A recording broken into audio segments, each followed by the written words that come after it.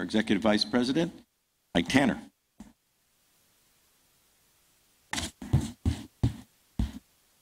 Good morning, everybody. It's great to see you back in Columbus, and to the new directors especially. I look forward to working with you. Please avail yourself of my efforts and my staff's. We are here to serve you. For the past 2 years, I've ceded my 10 minutes at this point in the schedule to the chair in the interest of time and in light of a couple of packed agendas. And because other than bringing you up to speed on USTA activities, and really I can do that in any number of ways, I didn't think that I had anything truly of significance that I had to say, but this year I do. In October, T.C. Lane and I attended a meeting of key industry stakeholders at the Red Mile to discuss Standardbred aftercare. And the meeting was born out of frustration concerning the plight of a Standardbred named Killian Cut Kid, who was found in poor condition in a sales pen in Louisiana. And the case had drawn particular attention through social media, and because of many, both within and outside harness racing, who believed that not only had Killian Cut Kid's owners let him down, but the industry had as well. And before I continue, please let me make it very, very clear that I am proud of the USTA and what the USTA has done to encourage the proper treatment of our equine athletes.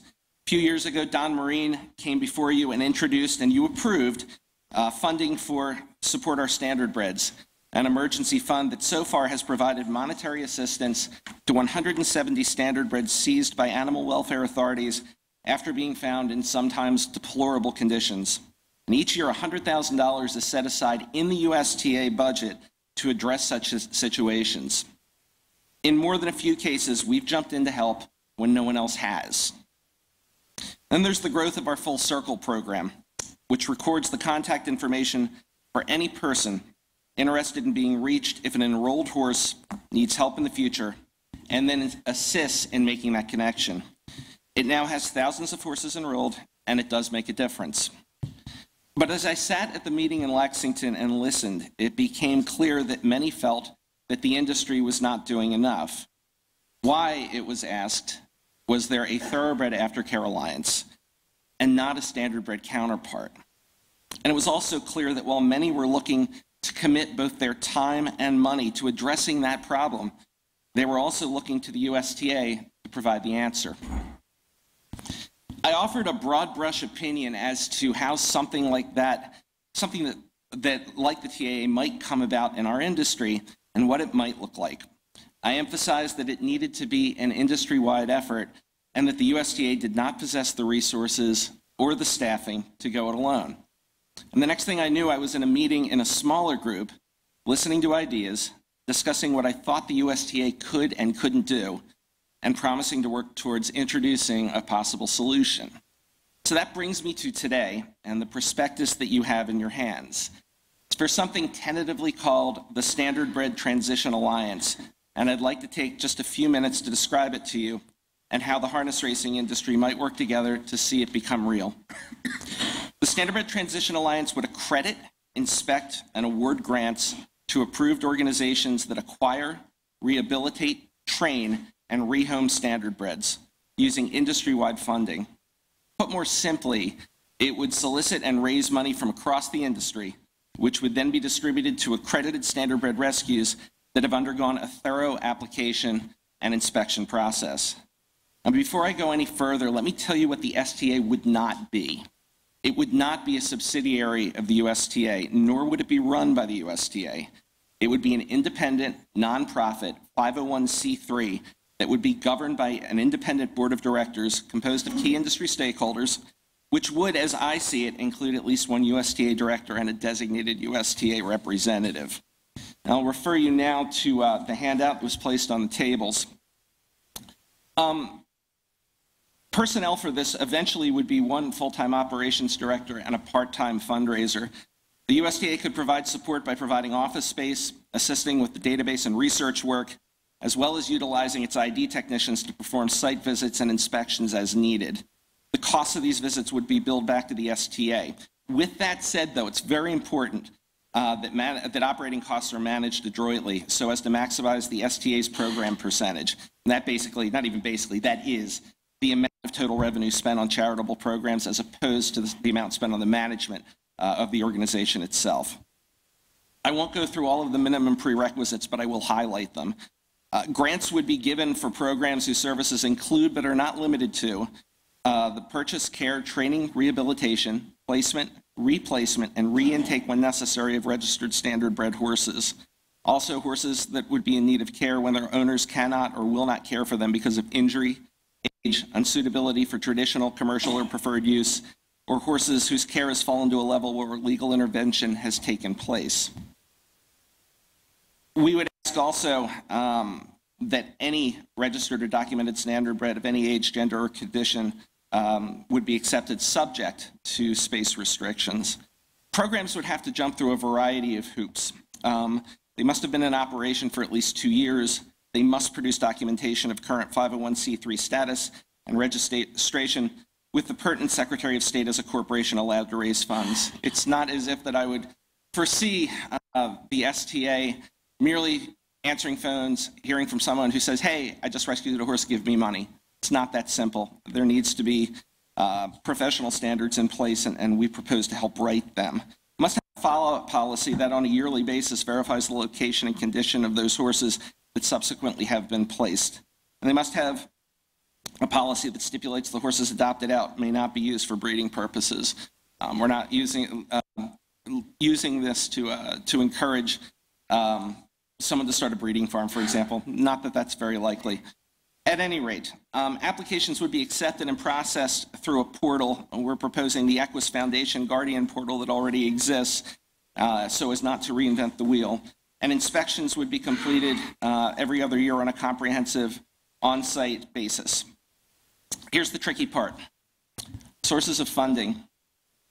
These are suggestions. I think it would be incumbent upon us to take a look at the Support Our Standardbreds initiative with the mind perhaps of repurposing all or part of the $100,000 that's currently allocated.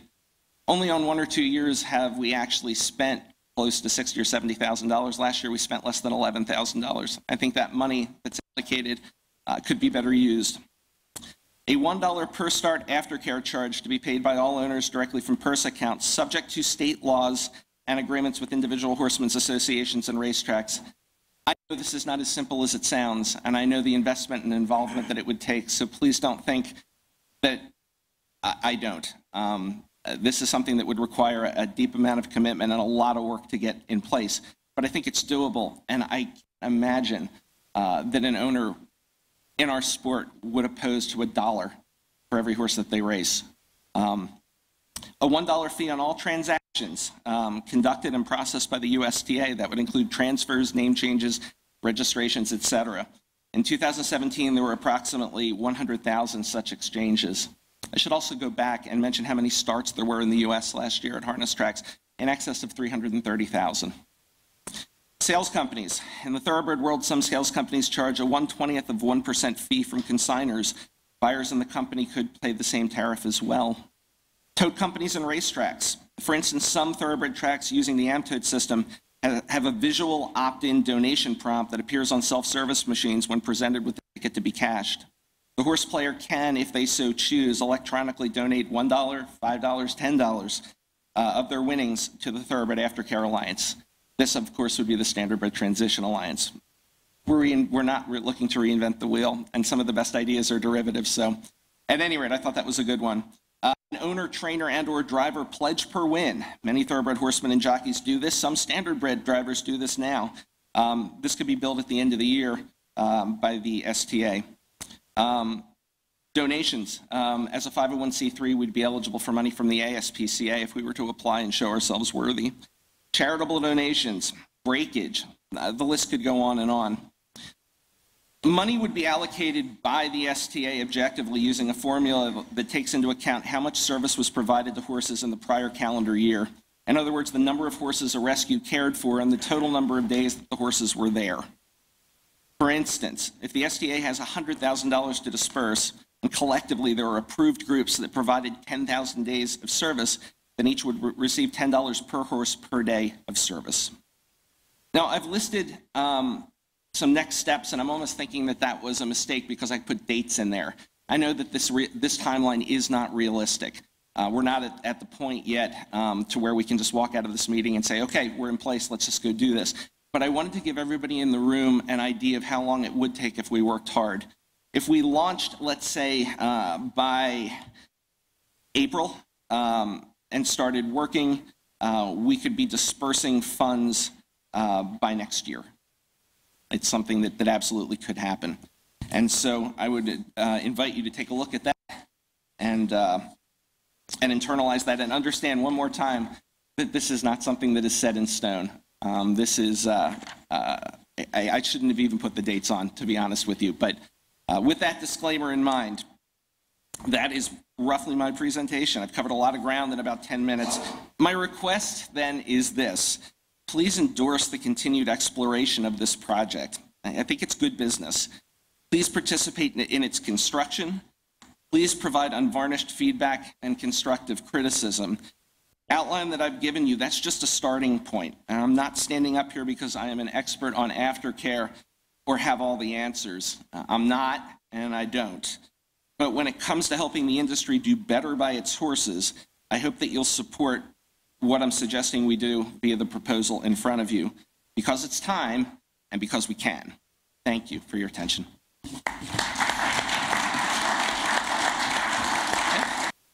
Personally, for me, it's a dream come true.